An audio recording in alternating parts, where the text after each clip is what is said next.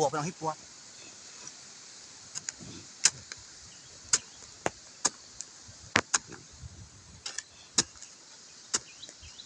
เอาหยาดเว้ย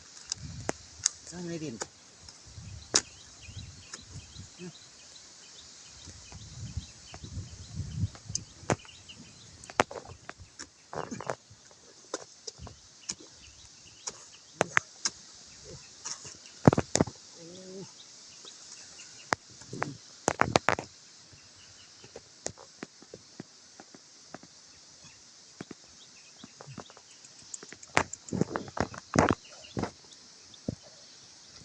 หักเว้ย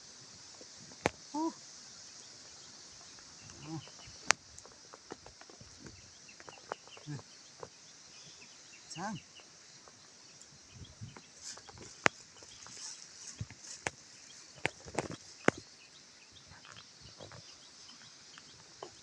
เป็นปวกหักเว้ยหน่อยหน่อยไร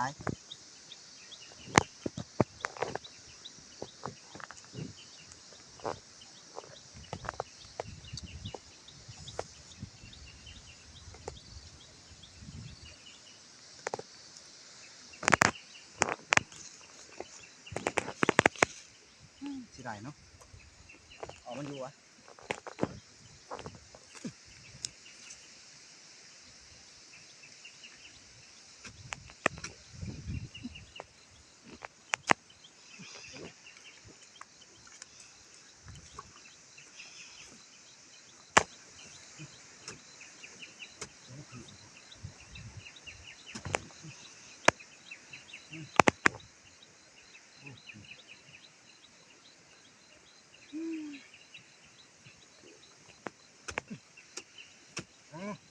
นี่หมดไป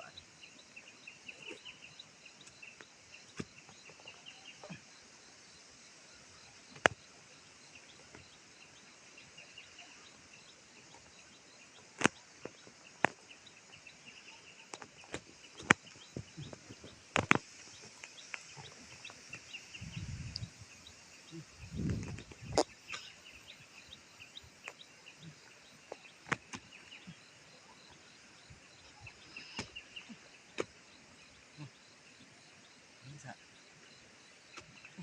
โอ้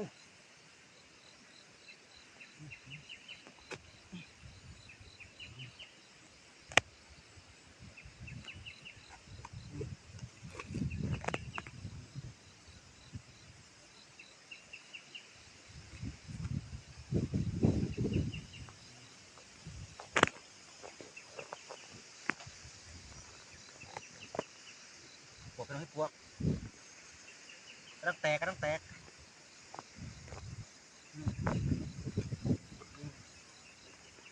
ไอ้เติบอ๋อคือว่าสำนีก่อนพี่น้องเนาะหายปวก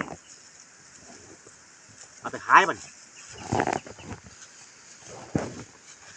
เนาะตายจบบริบูรณ์